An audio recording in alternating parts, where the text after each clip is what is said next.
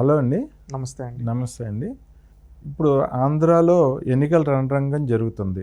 జగన్మోహన్ రెడ్డి గారు అధికార పార్టీ నాయకుడు, ప్రస్తుత సీఎం, ఆయన కుటుంబం నానా తలకిందులు అయిపోతున్నారు. ఈ ఎన్నికల్లో గెలవడానికి ఏ రకంగా ఎన్ని రకాలుగా ప్రయత్నాలు చేస్తున్నారు. ఇటువంటి పరిస్థితుల్లో ఆయన తల్లి ఒకప్పుడు గౌరవ అధ్యక్షురాలుగా ఉన్నారు వైఎస్ఆర్సీపీకి. ఆవిడ ఆ పదవిని వదిలేశారు. ఆ కూతురు దగ్గర ఉంటున్నారు ఇంతకాలం నుండి. ఇప్పుడు ఆవిడ అమెరికా వెళ్ళిపోయారు ఆల్ ఆఫ్ సడన్. కనీసం ఎన్నికల రణరంగం ఇంత భయంకరమైన యుద్ధం జరుగుతుంటే ఆవిడ ఏమీ పట్టనట్లు రాజకీయాన్ని వదిలేసి ఆవిడ అమెరికా వెళ్ళిపోయారు. దీని మీద మీ విశ్లేషణ, ఆవిడ ఎందుకు వెళ్ళిపోయి ఉంటారు? ఒకటి, విజయమ్మ గారి గురించి మాట్లాడాలంటే ఈ రోజు నుంచి మాట్లాడకూడదు. గతం నుంచి రాజశేఖర్ రెడ్డి గారు చనిపోయినప్పటి నుంచి మాట్లాడాలి. విజయమ్మ గారు ఈ రోజు ఏదో వెళ్ళిపోయారు, సంబంధం లేదని మీరు అనుకుంటూ ఉన్నారు. గతంలో రాజశేఖర రెడ్డి చనిపోయినప్పటి నుంచి జగన్మోహన్ రెడ్డి గారితో పాటే కదా విజయమ్మ గారు ఉండి ఆ రోజు చంద్రబాబు నాయుడు గారిని అనరాని మాటలు అన్నారు. చంద్రబాబు నాయుడు గారు తప్పు చేయకపోయినా కానీ అనరాని మాటలు చంద్రబాబు నాయుడు గారి కుటుంబ సభ్యుల గురించి, కొడుకు గురించి ఈ విధంగా ఎన్ని మాటలు అన్నారో ఒక్కసారి గుర్తు చేసుకోండి మీరు. అదే విధంగా చంద్రబాబు నాయుడు గారు ఎప్పుడు కానీ విజయమ్మ గారిని వ్యక్తిగతంగా దూషించలేదు. వ్యక్తిగతంగా చంద్రబాబు నాయుడు గారు కానీ, చంద్రబాబు నాయుడు గారి కుటుంబ సభ్యులు కానీ, తెలుగుదేశం పార్టీ వాళ్ళు కానీ విజయమ్మ గారిని వ్యక్తిగతంగా దూషించినట్టు ఒక్క మాటన్నా మీరు చూపించగలుగుతారా? ఇన్నేళ్ల రాజకీయ చరిత్ర ఎక్కడా అనలేదు. అది తెలుగుదేశం పార్టీ వాళ్ళు విఘ్నత. విజయమ్మ గారు నోటికొస్తే ఏమంటే నా బిడ్డకు అవకాశం ఇవ్వండి, నా బిడ్డకు అవకాశం ఇవ్వండి అని చెప్పారు. ఈ రోజు ఆంధ్రప్రదేశ్ రాష్ట్రం సర్వనాశనం అయిపోవడంలో విజయమ్మ గారిది కూడా ఒక పాత్ర ఉంది.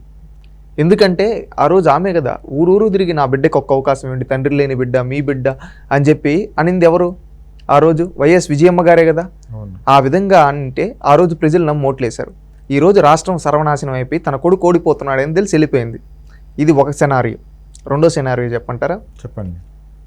2009 రాజశేఖర రెడ్డి గారు ముఖ్యమంత్రి చనిపోయారా ఏమైందా ఆ దేవుడికే తెలియాలి.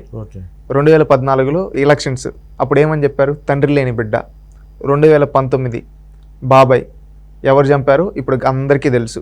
చిన్నపిల్లని అడిగిన బాబాయ్ లేని బిడ్డ, తండ్రి లేని బిడ్డ, ఒంటరి వాడు అన్నారు. ఇప్పుడు తల్లి ఉంది. కుటుంబంలో ఇంకెవరు మిగిలిన్నారు? తల్లి ఒకటే.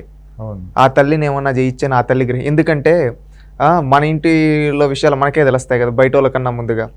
అందుకని జగన్మోహన్ రెడ్డి గారిని దగ్గరగా చూసిన వ్యక్తిగా, గత 2 ఎన్నికలు 3 ఎన్నికలు చూసిన వ్యక్తిగా ఆమె జాగ్రత్త పడి వెళ్ళిపోయారేమో అనిపిస్తూ ఉంది.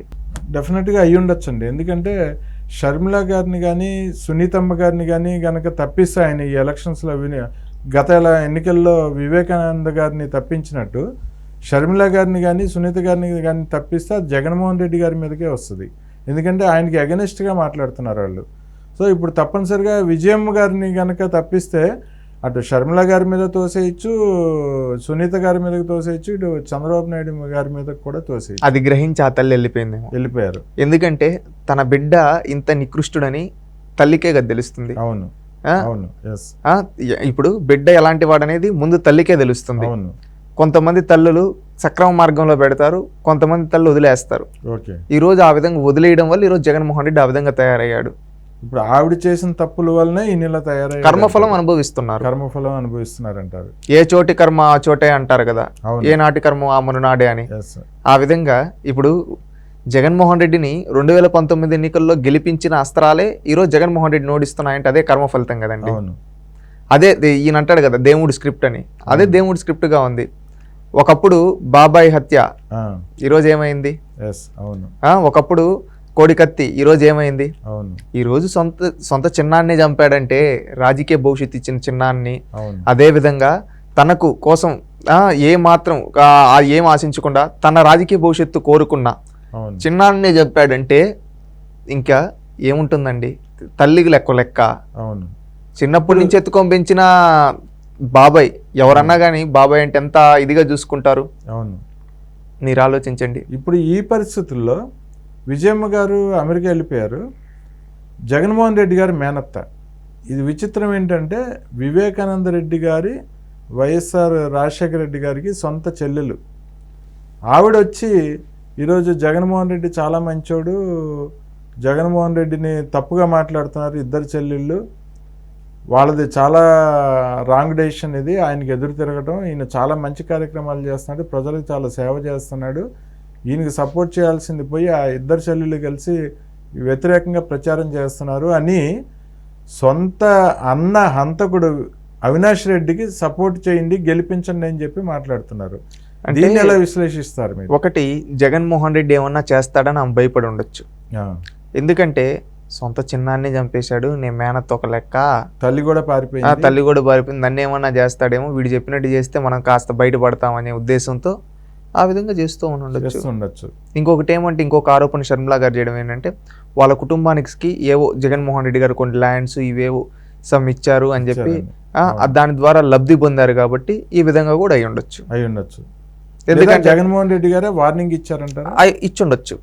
ఎందుకంటే అంటే ప్రచారం చేయకపోతే నీకు ఈ విధంగా పరిస్థితి, వివేకానంద రెడ్డి పరిస్థితి చూడంటే ఎవరికైనా ప్రాణాలపైన ఆశ ఉంటుంది కాబట్టి ఆయన కుటుంబంలో ఆయన దగ్గరగా చూస్తున్నారు ఆయన మనస్తత్వాన్ని అందరూ, అందుకని భయపడైనా చేస్తూ ఉండొచ్చు.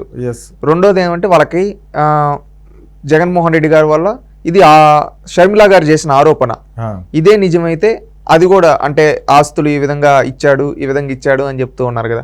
అంటే వాళ్ళ కొడుకు ఏదో ఆర్థికంగా బాగా పైకి తీసుకొని వచ్చాడు అని చెప్పి, అంటే బంధువు అని చెప్పి ఈ విధంగా తీసుకొని వచ్చాడు, అదైనా ఉండొచ్చు. షర్మిలా గారు మీరు అన్నట్లు ఒక మాట కూడా అన్నారు, నువ్వు ఆస్తులు బాగానే కట్టబెట్టాడు మా అన్న నీకు, నువ్వు ముసలిదాన్ని కూడా అయిపోయావు, వేసవకాలం నీకు మైండ్ కూడా సరిగ్గా పనిచేయట్లేదేమో, రెస్ట్ తీసుకొని నువ్వు ఏది పడితే అది మాట్లాడుతున్నావు అని అన్నారు. అయి ఉండొచ్చు. షర్మిలా గారు వాళ్ళ ఇంట్లో గొడవలు కదండి. అవును. ఇప్పుడు నేను ఒకటి చెప్పదలుచుకున్నది ఆంధ్రప్రదేశ్ ప్రజలకు కూడా ఏంటంటే, విజయమ్మ అయినా విమలమ్మ అయినా ఇంకొక అమ్మాయినా కానీ వాళ్ళు కుటుంబ సభ్యులు, వీళ్ళంతా కలిసి ఒకప్పుడు రాష్ట్రాన్ని సర్వనాశనం చేశారు.